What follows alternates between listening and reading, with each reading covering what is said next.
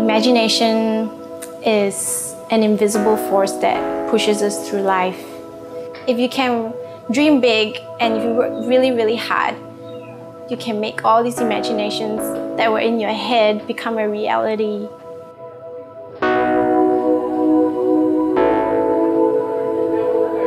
Imagination is the doorway to creativity. A world without imagination would be really sad and colorless and boring and rigid. It wouldn't be any fun, it'd be quite boring.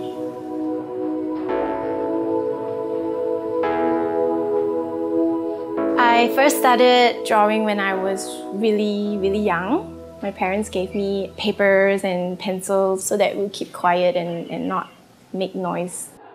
When I was 8, I think, my dad was giving me like a spelling test or something like that in his room. And then while he was giving me the spelling test, he fell asleep.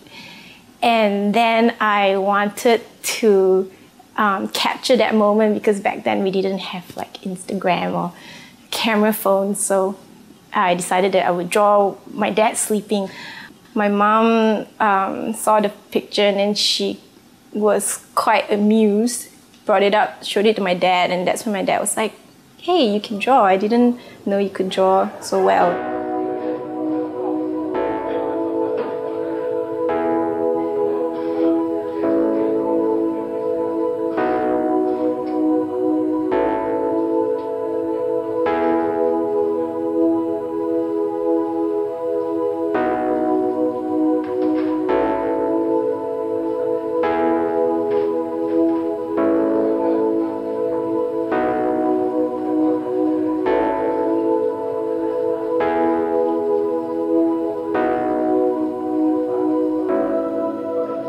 I never wanted drawing to be my career. I never really wanted to be an artist.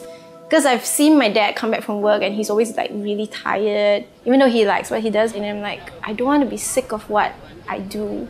So I want to always keep it as a hobby. Maybe this is what I was made to do. And I figured out that it's fine to make your hobbies your career as long as you love what you do and then you know that that's what makes you happy.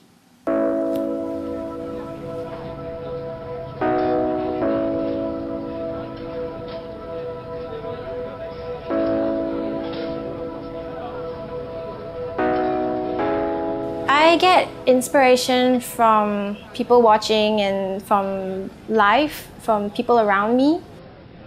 I used to people watch a lot, and so I used to sit in the cafes and then I would just be doing my drawings. And that's how I usually practice my drawings anyway. You just go there and then you watch somebody and then you try and sketch them sneakily. My illustrations are very, I don't know, I think they're very sketchy. And for now, I do a lot of animals and people. I like really quirky type of drawings, like children's books, illustrations. So I tend to draw and paint colors that are like that. I just like the memory and the idea of children's books because I always had a really fond memory of reading children's books. I wouldn't read anything that didn't have any pictures in it.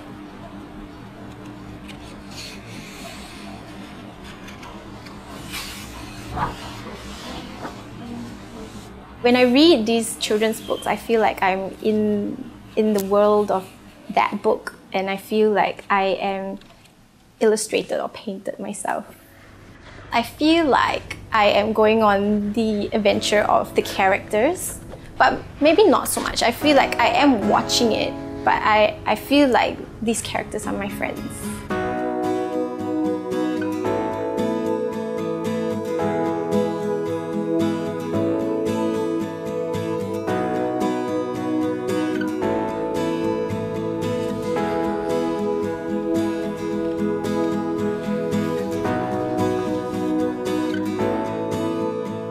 It makes me really happy when people see my stuff and then they're inspired to do more stuff as well.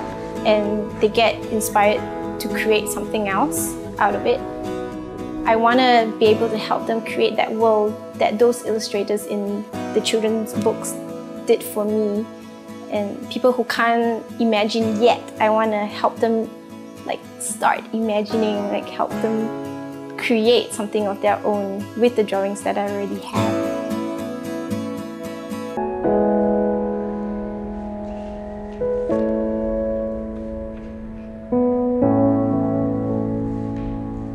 Art is many things to me. Art can be music, art can be an expression.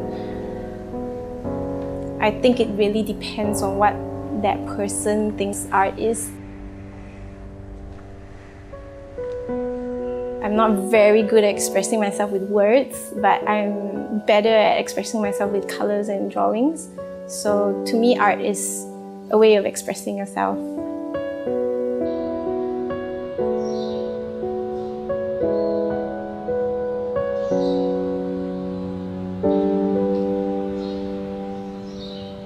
When I paint, I feel really relaxed. I feel like I'm in this place where nobody can disturb me and I'm just doing what I love to do.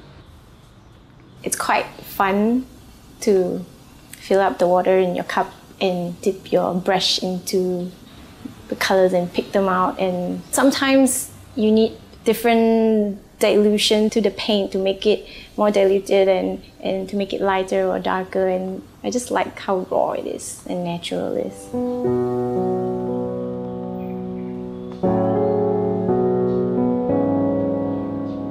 When I do my drawings, I'm usually trapped in my drawings. I tend to not listen to anything around me. I tend to zone out and get trapped inside my own drawings because I'm just focusing so hard.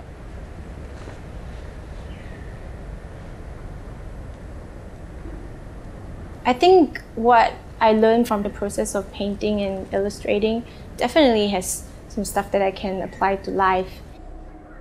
In life, you don't always get things perfect. You gotta have trial and error, and then you just learn stuff from failing and learn stuff from not making the right decisions. And like how I got to where I am, I never wanted to be an illustrator or an artist right away. I didn't think that this was what I was meant to do. It was going through all the other wrong doors that led me to the right door.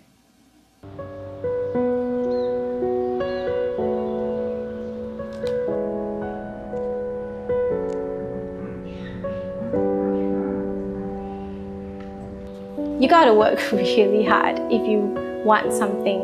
You can't just wish for it and it will drop from the sky. You can't buy a skill. You gotta know what you love and believe in yourself and work really, really hard to get it. And not be afraid to fail. Never ever be afraid to fail.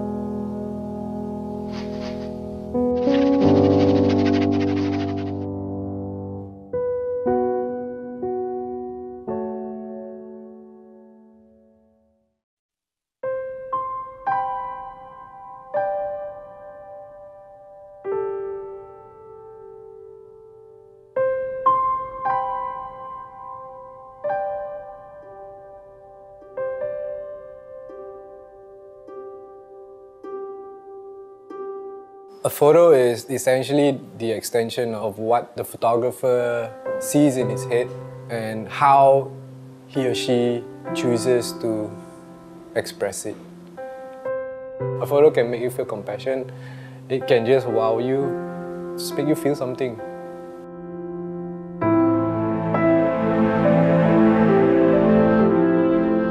I started shooting film at that time and I started shooting concepts at the time, so I was exploring two new things at once. It was, in a sense, a coincidental game changer because I really like doing shoots that have a little bit more production value, like wardrobe concept, idea, props, locations. And I find myself leaning more towards the darker, melancholic side of things. So I like to shoot concepts like that. See the tapak, kaki and all that. So this is a blank lah. I just like to shoot things that will be able to provoke people when they see. provoke not in a bad way, just to make a viewer stay on that page a little longer and just be drawn into it a little bit more. They look at it and they take something from it. You know, they actually stay a little longer and see what's going on in the photo, as opposed to just flipping a magazine and go, okay, nice landscape, done. You know, if you look at a photo and it does nothing to you, then I guess you're either a stone cold hearted person or the photographer did a bad job.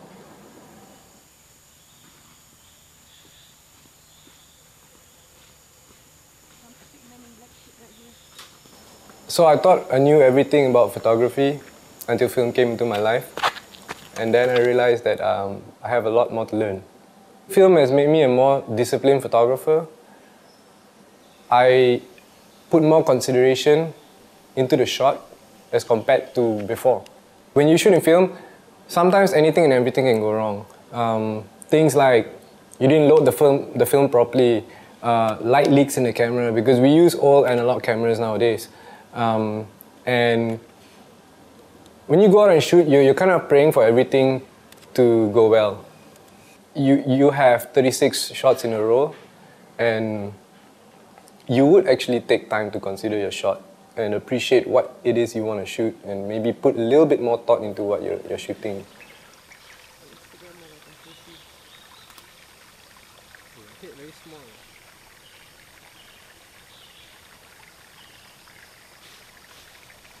One of the things I really enjoy about shooting in film is that it's still romantic in some sense.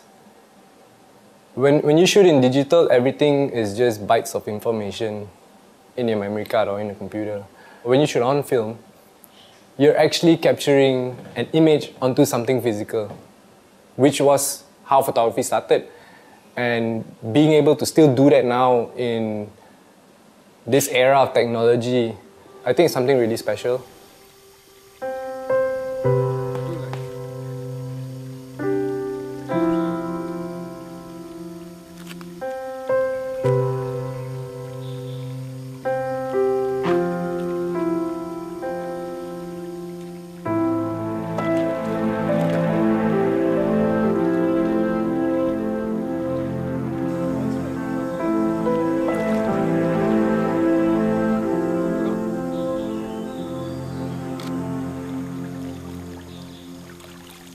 I always tell new photographers, new budding photographers or aspiring photographers, you know, if you really want to do this, pick up a film camera, you know. I'm not saying that I'm the best guy in film, I'm really not. But I'm just saying, whatever exposure that you get to film, do it, you know. Just carry a film camera wherever you go and shoot. Go. Hold that. I think at the end of the day, it really depends on what kind of photographer you want to be. If you really want to make good photos, you gotta just shoot and shoot and shoot and shoot and shoot every day. And love what you do.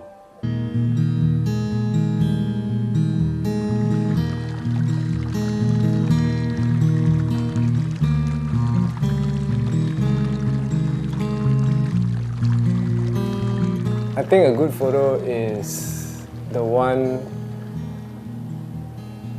where you've managed to do the job of engaging itself with the viewer, regardless of what style of photo, you know. Okay, stay there. Okay, move into your next position.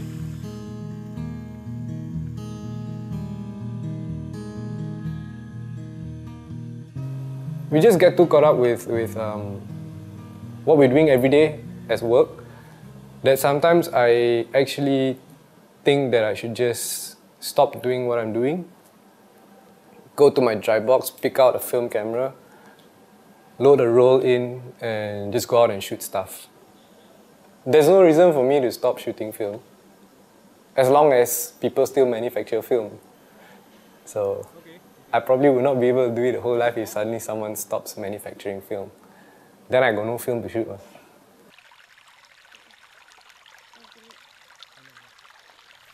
Oh, that's nice. Okay. Okay, you relax first. Relax first. Let me focus, then you get into position. If you don't have conviction in what you do, why do it? I think it's as simple as that. There are photos or jobs that really pay really little, but I believe in the idea, or I know it's going to make an interesting image, or I know that I can put my whole self into it. I know that I can commit to it. And it's most often than not that these shoots turn out to be the most fun and the most enjoyable ones to shoot. When you have that kind of conviction, I think the results will show. I don't want to see myself having lost passion for the things that I do.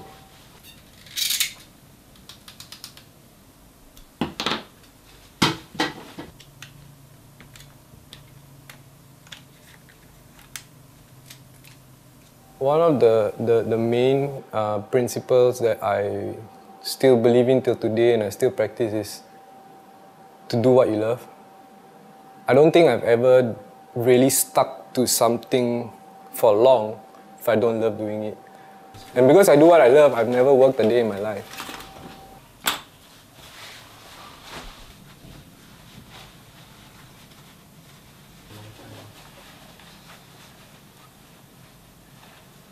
I really couldn't be the person that wakes up every morning having to dread the day. I think you have to be responsible as well. This whole doing what you love thing can be misinterpreted really easily. There's still a future to think about. I think in anything that you do, you really got to try push the boundaries as far as possible. If you're just doing it for the sake of doing it, then why do it? That whole process, that whole journey of taking your camera, going out to shoot, taking it back, developing the film, holding that piece of negative in your hand, looking up to the light to see if everything's alright, and then scanning it and then seeing the photo, I think that's the best part about shooting film.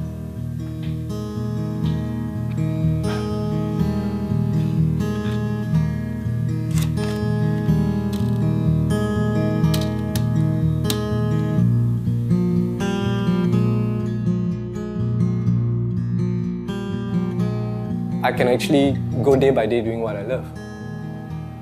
I know that I will live my life till the end just doing things that I love. I have faith that the next day is going to be a better one than today, and that's how I live my life.